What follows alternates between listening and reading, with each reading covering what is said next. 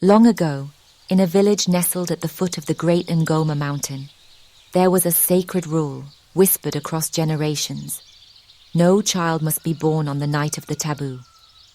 The villagers believed that on that night, the spirits of the ancestors walked the earth, and any birth that occurred under their watch would anger them, bringing curses upon the newborn.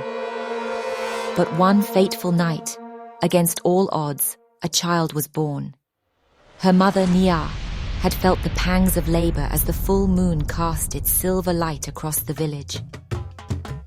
She had heard the drums signaling the night of the taboo, but her labor came too soon. Alone and afraid, she struggled to keep her baby from entering the world, but it was no use. Beneath the glow of the forbidden moon, Naya brought forth a daughter.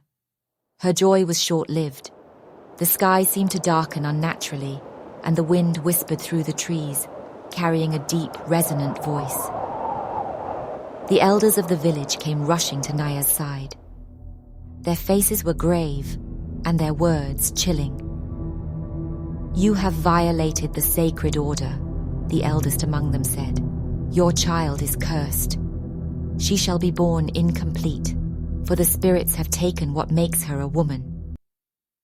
Nia's heart broke as she looked down at her baby girl. The child was beautiful, perfect it seemed. But when she lifted her, her worst fears were confirmed. The baby had no private part. She had been born without the organs that would mark her as a woman. "The spirits demand another penance," the elder continued. "You must never name this child. She is to remain nameless. If she ever finds true love, it is her lover who will name her. Until then, the curse will remain." Naya wept bitterly, but knew she had no choice. The villagers shunned her for what they saw as an abomination, but she stayed strong for her child. Though nameless, the girl grew into a radiant young woman. Her beauty was unparalleled, her kindness knew no bounds, and despite her curse, she was loved by all who met her. But the village knew the truth, and though many men admired her from afar, none dared to approach her with a marriage proposal. She was adored, but untouchable. Years passed, and the girl, still without a name, grew into adulthood. Men came from neighboring villages to admire her, to seek her hand, but she refused them all. In her heart, she knew that no man would truly love her if he knew her secret. But then, the day came that changed everything. Word spread through the village that King Kafumba, ruler of the vast lands beyond Ngoma Mountain, was seeking a queen. He was a powerful king, known for his wisdom and fairness. When he heard of the beautiful, nameless maiden, he was intrigued and set out on a journey to meet her. The day King Kafumba arrived in the village was a moment of wonder. His caravan stretched as far as the eye could see, and his presence filled the air with excitement. When he laid eyes on the maiden, his heart was captured. She was more beautiful than any words could describe. Her eyes held a sadness that intrigued him, and he knew that this was the woman he wanted as his queen. He approached her, his voice steady and full of warmth. "I am King Kafumba. I have traveled far to meet you, and I ask for your hand in marriage. Will you join me as my queen?"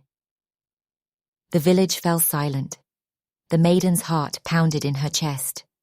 For the first time in her life, she felt something stir within her, a glimmer of hope. But then, the weight of her secret returned. "I cannot marry you, Your Majesty," she said softly. "There is something you do not know about me." The king frowned, confused. What could be so terrible that it would stop you from becoming queen?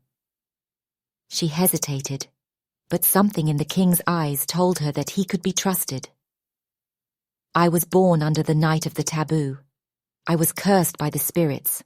I have no womanhood, no ability to bear children, no means to be a wife. This is my secret, and this is why I cannot marry."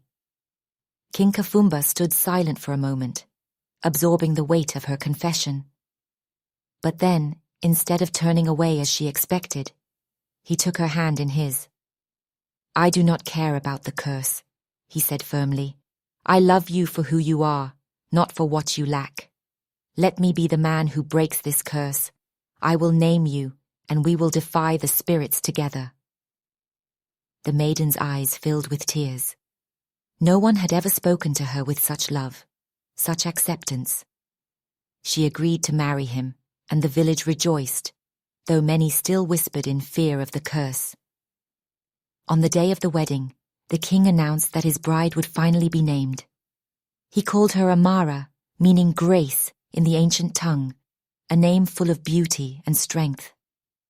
The moment he spoke her name, the air seemed to shift.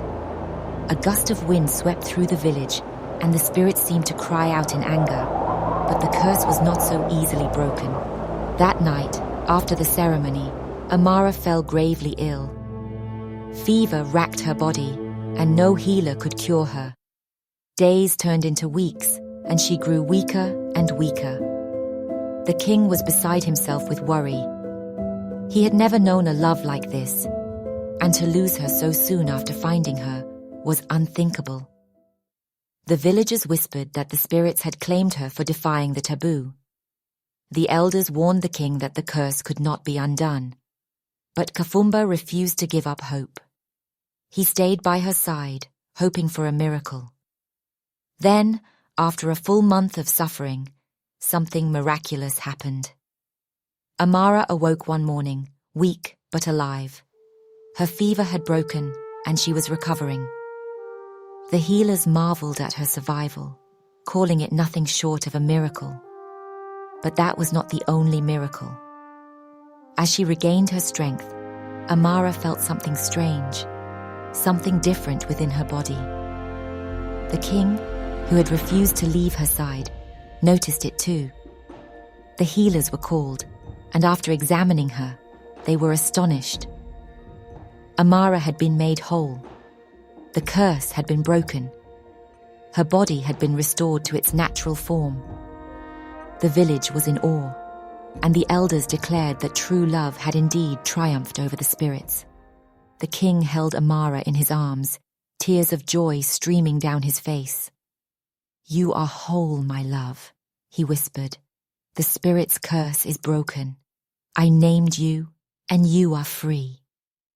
Amara wept, overwhelmed by the miracle that had unfolded. She had spent her life believing that she was cursed,